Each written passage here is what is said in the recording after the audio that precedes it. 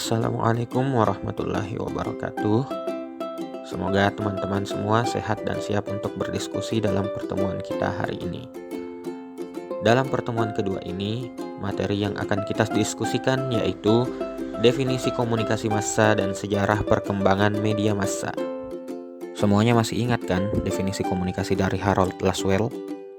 Secara singkat, komunikasi adalah proses penyampaian pesan dari seseorang ke orang lain melalui media tertentu dan memiliki reaksi. Dari definisi tersebut, dapat kita lihat bahwa komunikasi tidak hanya bisa dilakukan oleh dua orang saja, namun bisa juga dilakukan lebih dari dua orang. Berdasarkan jumlah orang yang terlibat dalam proses komunikasi, ada beberapa tingkatan dalam komunikasi. Yang pertama, komunikasi personal, yaitu komunikasi yang melibatkan hanya dua orang saja. Yang kedua, komunikasi kelompok, yaitu komunikasi yang melibatkan lebih dari 3 orang. Dan yang ketiga, komunikasi massa, yaitu komunikasi yang melibatkan massa atau orang banyak. Inilah yang menjadi fokus kita pada pertemuan kali ini. Apa sih definisi dari komunikasi massa?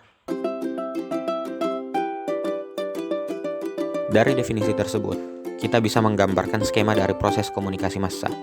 Komunikasi massa dimulai dengan penyampaian pesan oleh komunikator.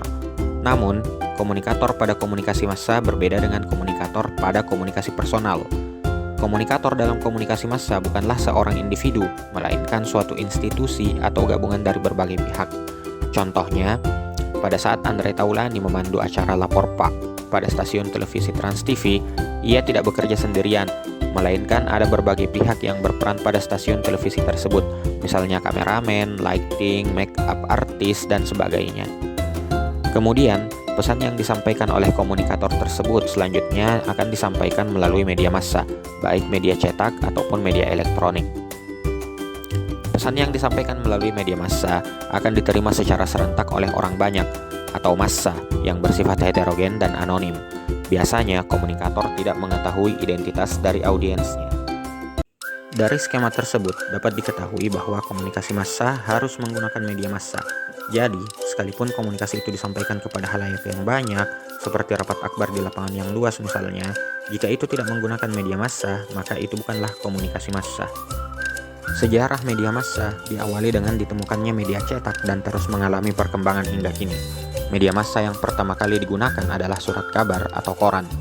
Surat kabar dimulai dengan kelahiran media cetak pada tahun 1446, kemudian berkembang menjadi lembaran yang dikenal sebagai surat kabar. Selanjutnya, pada tahun 1896, ditemukan teknologi yaitu telegraf nirkabel. Teknologi inilah yang menjadi awal mula diciptakannya radio. Setelah radio, muncul pula media elektronik lainnya yang disebut televisi.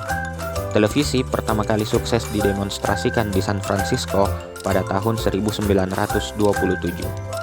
Kemudian, pada tahun 1990 ditemukanlah yang namanya internet atau interconnected network.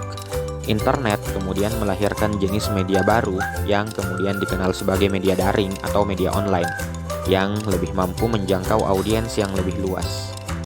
Melalui penggunaan media massa, maka komunikasi massa memiliki beberapa karakteristik unik, yaitu pertama, bersifat tidak langsung, artinya harus melalui media teknis, baik media cetak maupun media elektronik.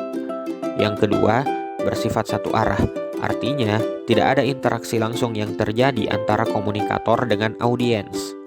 Yang ketiga, bersifat terbuka, artinya ditujukan pada publik yang tidak terbatas, heterogen, dan anonim. Dan yang keempat, mempunyai publik yang secara geografis tersebar di berbagai daerah dan juga berbagai negara. Untuk lebih memperkaya diskusi kita pada pertemuan ini, saya akan membagi teman-teman ke dalam beberapa kelompok. Tugas setiap kelompok adalah menganalisis dampak dari kemunculan media massa seperti surat kabar, radio, televisi, hingga internet bagi kehidupan masyarakat, baik dari aspek sosial, ekonomi, budaya, dan agama. Hasil analisis setiap kelompok kemudian dituliskan ke dalam bentuk laporan yang akan dipresentasikan oleh setiap kelompok. Demikianlah materi pada pertemuan kali ini. Sampai jumpa di pertemuan selanjutnya. Terima kasih. Assalamualaikum warahmatullahi wabarakatuh.